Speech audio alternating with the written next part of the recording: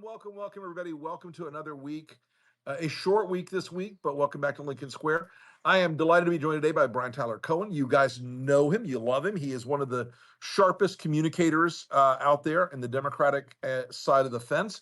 And I'm delighted to have you with me today, buddy, because I think we got to talk a little bit about where America's at in terms of fighting this big picture war about how we communicate with with not just our base of voters, but with everybody in the world where Donald Trump, where the chaos machine is always running. So I wanted to sit with you today for a minute and we'll go through some of the news, folks, in a minute, but just to talk to you about like the importance of getting cohesive, coordinated communications going across the board on just how bad the situation in our country is right now.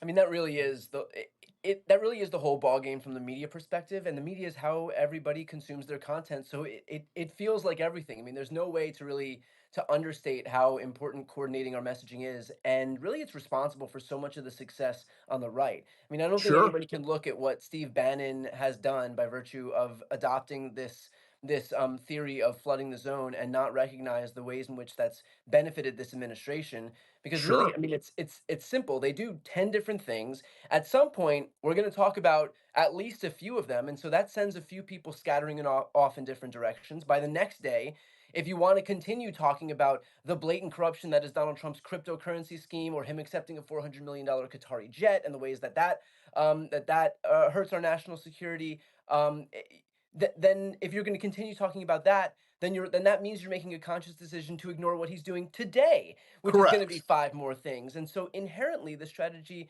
is the perfect strategy to send everybody in 10 different directions. And so then there's no long-standing focus on anything the Trump administration is doing. So it's all by design. I guess the the job for us on the pro-democracy side of things is to figure out how all of those fit into a broader picture. I guess with the corruption, I don't know if I brought that up onto myself, or if you had surfaced it, because my brain is just mush at this point. But on the corruption thing, I mean, everything that Trump does can kind of fit into a broader narrative about Right. corruption. So when he does a cryptocurrency scheme, or his one of his meme coins where he's taken in billions of dollars mostly from foreign investors, when he does a dinner in his personal capacity that no longer counts as president, and he Although invites still those use the people. presidential seal at the Right. personal capacity Right, but dinner. he flipped the switch, and so that's his personal capacity. When he accepts the $400 million jet, when he does all of those things, they can fit into this broader narrative of, okay, this guy's looking out for himself at the same time that he's stripping healthcare from 14 million Americans, taking $300 million in food assistance away from people. So there is a broader theme that I think a lot of this filters down into, but it's going to take some um, skill on the left or on the pro democracy side to figure out how to focus on all of this stuff as it's happening, and not just get kind of bowled over by it. Yeah, I think that's exactly right. I think there is a degree to which Trump is this automatic distraction machine. And when one bad thing happens, that he'll make another bad thing public so that you'll pay attention to it. But I think the gift he's actually giving us in the center and the pro democracy and on the left space right now is one of the things people look, Americans don't understand a lot of policy questions at a granular level. They're not like, oh, let me read page 714 of this climate change plan and I'll understand. But they do understand emotional things like corruption. Yeah. And the corruption this year has shocked even me because it's so in your face every single day. It's so transactional. It's so dirty. It makes America look cheap and weak. And I have a suspicion that that is an area where folks in the pro democracy side can really, if we stay on that broad, cohesive corruption, where it's the jet, it's the crypto, it's the payoffs from the Gulf, all of it in a package, that you end up with something people understand better than just an ideological single question here or there. I think there's a way in which corruption becomes sort of the killer app of the pro democracy side right now, because in a weird way, good markets and good economies depend on lower corruption. Right. Economies prosper when corruption is low, and it's increasingly obvious that the corruption is now going to set all kinds of, if I may quote a certain president, like no one's ever seen before. That the corruption Yeah. is rising so quickly. Yeah, that it's a great point. And so even if you're not moved by the partisan or political argument, the reality is that we need strong laws to make sure that our economy actually functions, that it draws businesses to want to even do business here. I mean, you Yep. can't say at the same time that you want companies to reshore or you want new companies to find manufacturing business here, and at the same time undermining the very system of government, the very laws that would make this a stable investment environment. Right. So that's one side of it. Also, I think with regard to your point about corruption, the reason that I think that this could be so potent is this is what Republicans used for so long to attack the Democrats with, Yep. and they're no look.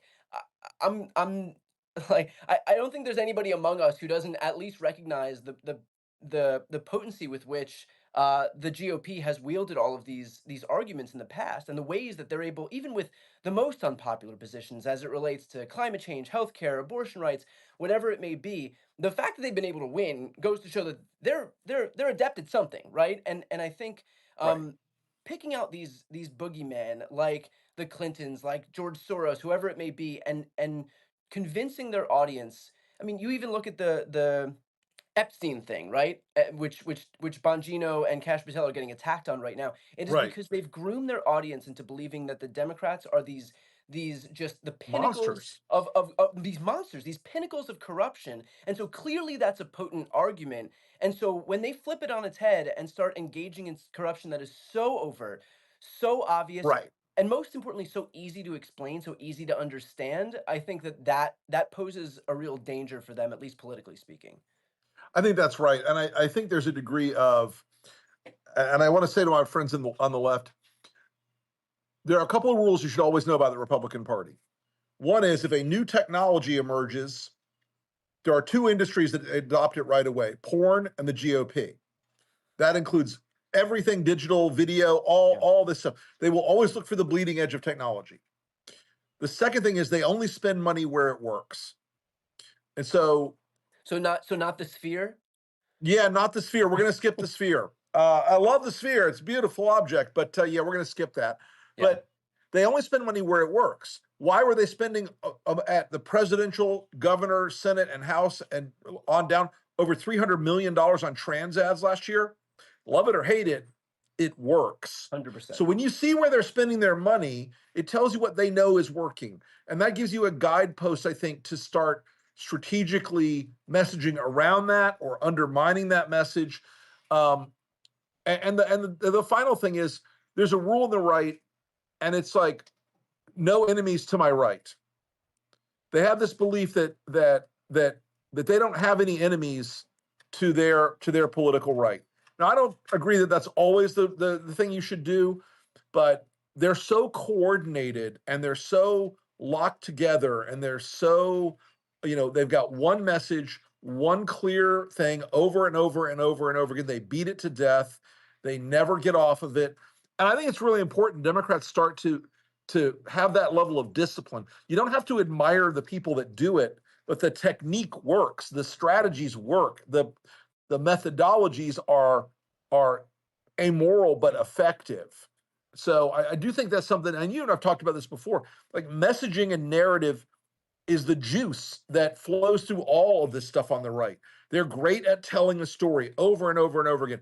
Even if it's a stupid story that you don't believe and that you shouldn't believe, eating the dogs, eating the cats.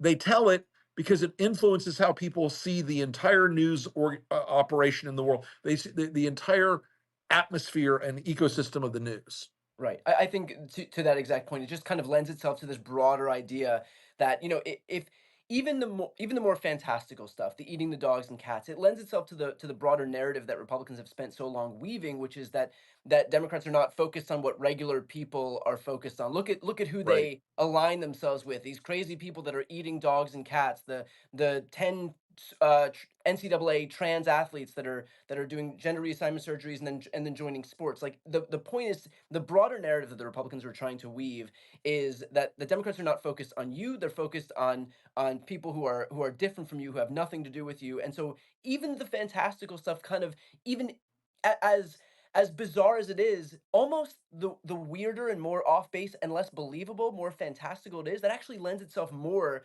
to the position because Yeah. it's just lending itself to this broader idea. The other thing that you said that really hit home with me is Republicans recognize that like I think that Democrats really and I don't mean this as a knock because I think they're doing this in good faith, but Democrats look at a lot of politics as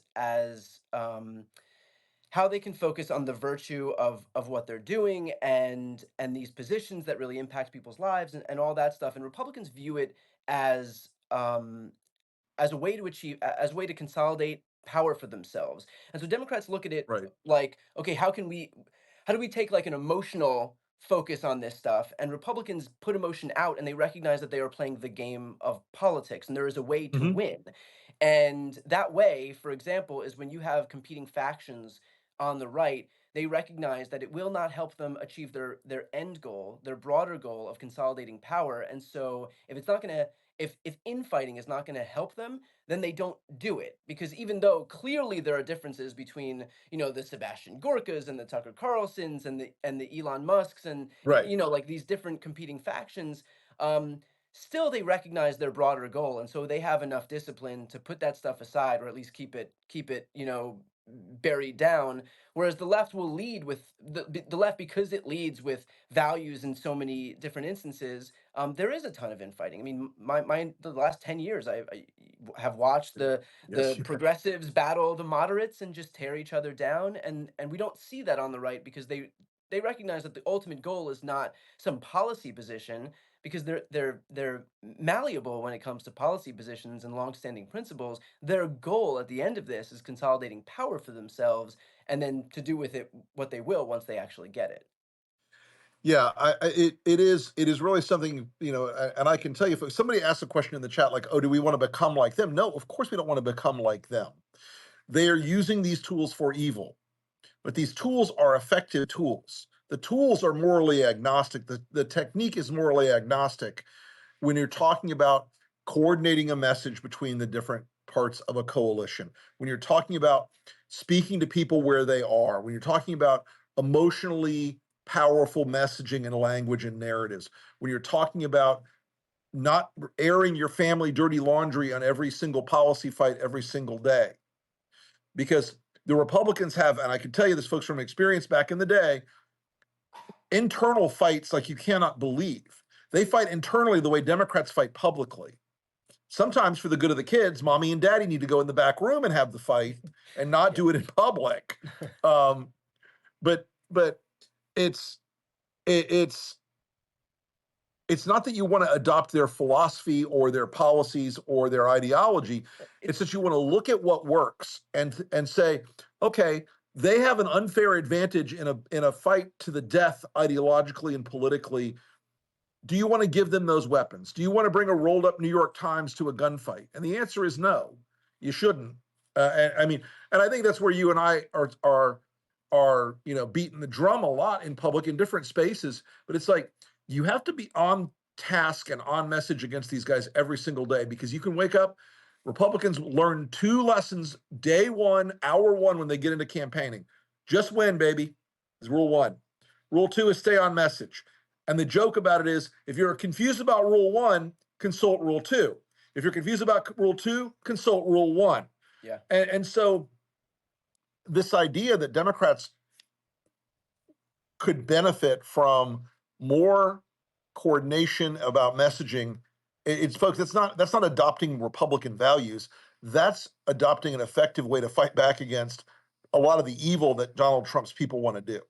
Right. It's not the values, it's the technique with which we actually gain power, so that you can use that Yep. power in a virtuous way, that you can, protect the most vulnerable, so that you can make sure that the most people in this country have access to healthcare and abortion rights and whatever it may be, depending on what your Yeah. priorities are. I gotta ask you, and sorry to Sure. flip the tables here, but No, no. coming at this from the perspective of somebody who had worked in Republican politics for a long time, seeing this moment that we're in right now, what gives you hope about the moment that we're in with Democrats, and what worries you about the moment that we're in with Democrats? Like, what would you be licking your chops Sure. about if you were on the right looking at the left right now? If I were on the right, I would say that that the Democrats are going to be sleeping on a couple of social issues that they're going to pretend are suddenly the most important thing. I will tell you, they're going to bring the trans stuff back, about schools and trans stuff back this year. I'm starting to see it on the radar a little bit here and there. I think Trump just posted about that within the last Yeah, 24 hours. yeah. They're going to talk about. They're going to try to say that any objection to these mass deportations is pro-criminal. They're going to try to, they're going to try to victim shame, or shame people for not sympathizing with the victims of crime and on immigration stuff. And look, it is an unsubtle thing they're doing right now, and I don't know how the Democrats need to respond to it yet. But this whole George Floyd revisionism thing is as obvious a race baiting piece of bullshit as I've ever seen in my life. Yeah. They're going to try to essentially provoke a Black Lives Matter response over the summer of this year and next by pardoning Derek Chauvin, who is a fucking murderer. Yeah. I worry about those things. Now, on the good side, I think Democrats are at least having the conversation about how to talk to America. And my biggest recommendation is always speak American. Don't come out with a PowerPoint from $1 million hotel, Did you or see conference at the a did you see hotel. the I think that the acronym was SAM. Yes, It was yeah. like Uh-huh. I can't even remember what the acronym was, but it was like Speaking to American men. speaking to American men. Yes, a symposium on how to speak to American. It's like white dudes are just like zoo animals, and you have to Right, and you're not going to communicate with them through this long PowerPoint approach of saying, well, what are the valences of their no, language is simple. yeah, I mean, reduce the complexity of what you're saying, because most of the time it comes across to the median voter in this country as way up here in terms of detail, and emotionally flat or negative to those voters. There's a reason Donald Trump was able to bring young men voters, both white, Hispanic, and African American, over the line this year or last year, is that they went out and talked where they talk, and they went on they did the podcast stuff, they did the sporting events. They understood that the 25-year-old male out there that they would love to hold on to, they understood that that guy's not up late at 10:30 at night watching MSNBC yeah, or listening to NPR or reading the Times. They went where they fished where the fish were. It's the old Willie Sutton joke. Why'd you rob the bank? Because that's where the money was. yeah, Um, and I think there's something with there's an opportunity for Democrats here, because for all the things that Trump did tactically, he's now fucked those people strategically and economically with the tariffs, with this tax bill. So all the things they thought they would get from Trump in terms of the economy, in terms of stability in their lives. I talked to a guy a few weeks ago who was in his late 20s, drifting away from MAGA. He voted for Trump in 20, voted for Trump in 2024, but with his nose kind of like, ugh. And he goes, now it looks like they don't give a shit. Because now he's in that phase of his life where he would love to get married and buy a house and have a family and all those things. And it looks like Trump doesn't care about him. Democrats have a big, big, big window here to say, hey, all this shit is crazy. And by the way, guys, I mean it when I say it like that. This shit is crazy. It's yeah. hurting you. We're going to fix it. We don't. The other stuff can wait. We're going to fix this part first. We're going to fix the economy and your life first, and help people. And I just think there's a real space there for them because Trump's instincts now are to cash in, help his buddies, fuck everybody else. Man, there's a real window there for Democrats to say those things. Yeah, 100%. And I hope that the very cynical part of me that's been doing digital political media for the better part of a decade now just hopes that matters. Like there is a very cynical, fatalistic part of me that's like, okay, we've been doing this for so long, and everybody is so calcified in their Sure. polarization that even when like we'll still see polls that say like the vast majority, like 80 something percent of Republicans still approve of Donald Trump, 90 something percent of Republicans still approve of Donald Trump, and it worries me about whether even when he is so overtly corrupt, even when all of the things he promised, which is lower grocery costs, lower housing costs, lower rent Lower costs, gas. lower gas, like all of the things, not focusing on any of those, instead just basically giving Elon Musk a bunch of federal government handouts, raising the estate tax from like 13 million to 15 million, so that Right. when you have $15 million that you could pass it on, like as if like that's going to impact Main Street, the vast majority of Americans. Yeah. So he's doing that. We're watching these trade wars make everything, the cost of everything higher. We're watching him strip healthcare away from 14 million Americans. We're watching him take food assistance away to the tune of 300 billion bucks. And so he's doing all of these things, and there is some small part of me that worries that even amid all of this, maybe because we're just so calcified in our positions and our sides, or maybe because the right wing media machine is not going to let that stuff come through. They're not going to cover the fact that 14 million people are going to lose their Medicaid, and That's right. inherently those people have so little power, which is why they went after them. I mean, Republicans could have gone after Medicare, but seniors in this country are a very powerful voting bloc. But Medicaid isn't. These are low income folks. These are disabled folks. These are children. I think like 40% of children in the Yep. children's health insurance program Yep. rely on Medicaid funding. And so they chose people, and this is like what breaks my heart about this is they knew that they wanted to strip healthcare away from people. That was their goal all along. But they chose people who have the least political power because they knew that the inevitable backlash would be so much more minimized when you focus on Medicaid recipients versus That's right. Social Security or Medicare. And so they went after these people, specifically knowing that they don't have that much political capital to wield. I will say this one thing about the Medicaid cuts that the Trump folks haven't figured out yet, and this is another message for the Democrats. An awful lot of nursing home care for seniors is covered under Medicaid. Yeah. And so as that gets cut, families are going to have to get that spare bedroom cleaned out because mom and dad are moving home. And one member of the family is about to become a full time caregiver. This is something that America we have yet to process how much that's going to, um, I think, turn this tax bill into a real liability. And on the fiscal side of it, it blows a giant hole in the deficit. It blows a giant hole in the debt. It's going to increase borrowing costs for everybody. So your mortgage rates are going to go up, your car loan rates are going to go up, your credit card rates are going to go up.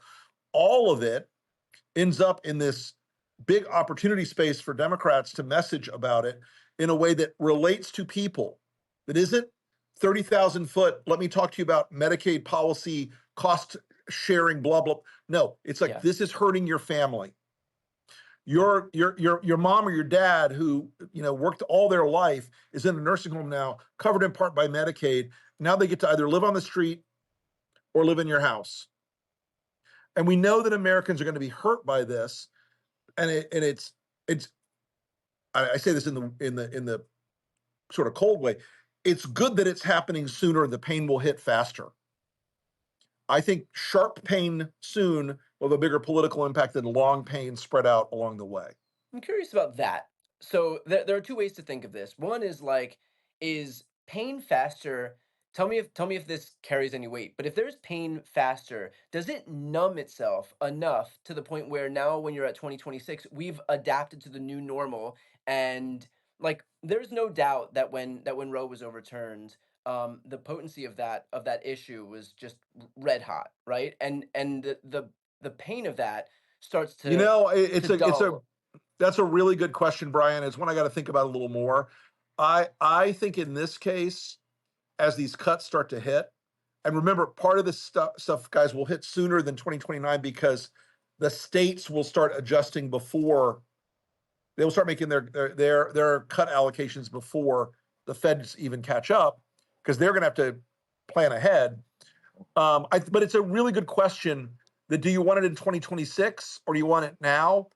I think once it happens, though, once mom and dad are out of the nursing home, once those people are dying because they can't get dialysis on Medicaid anymore, it it it can't be undone quickly. It can't be reversed overnight. So I think you might end up with a I don't mean better in a good way. I mean politically more advantageous um, outcome from that. But Yeah.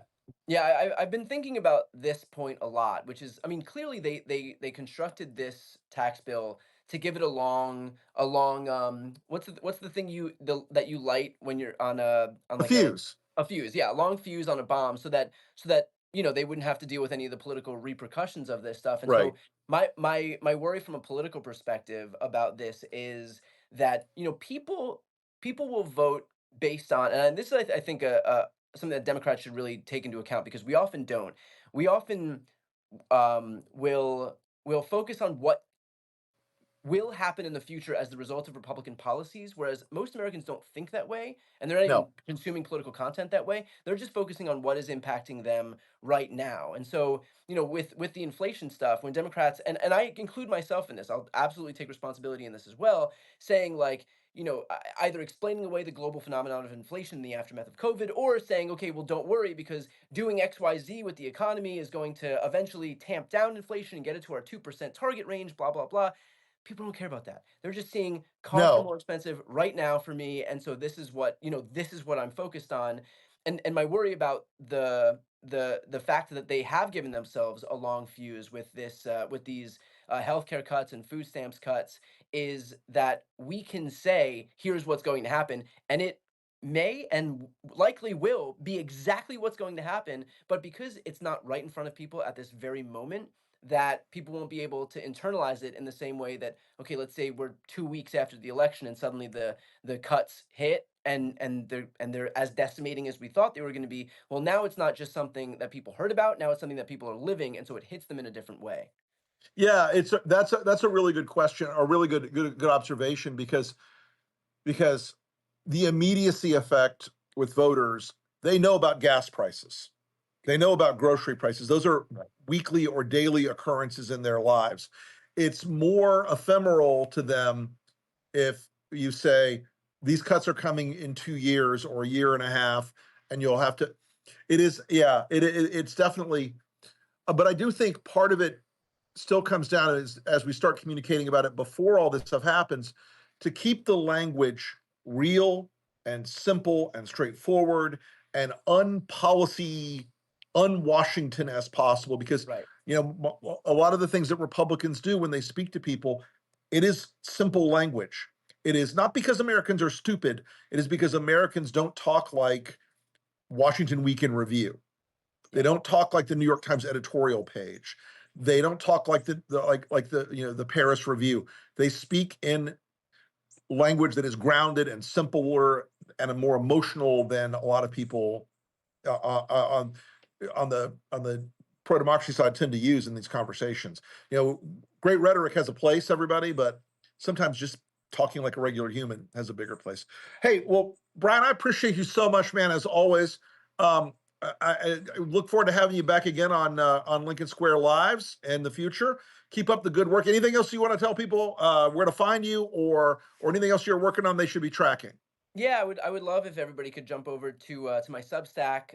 It's just Brian Tyler Cohen. Would love to keep in touch with everybody there. I'll do about 1 or 2 times a week. I'll send out newsletters. So, but in the meantime, really appreciate you having me on. Grateful for the work that you're doing, and and You and too, my building up friend. this coalition on the pro democracy side. You're an important voice, and grateful for I the work you're appreciate doing. you very much. Thank you, Brian. Well, All right. folks, listen, you can catch the Lincoln Project podcast, the Enemies List podcast. Every Friday, I do the Elephant in the Room. I send out a couple newsletters a week as well on my Substack. We appreciate all of you. If you want to stay in touch, go over to Lincoln Square, sign up. You will get notifications when we do these lives. Thanks, everybody. Thanks, Brian. Thanks.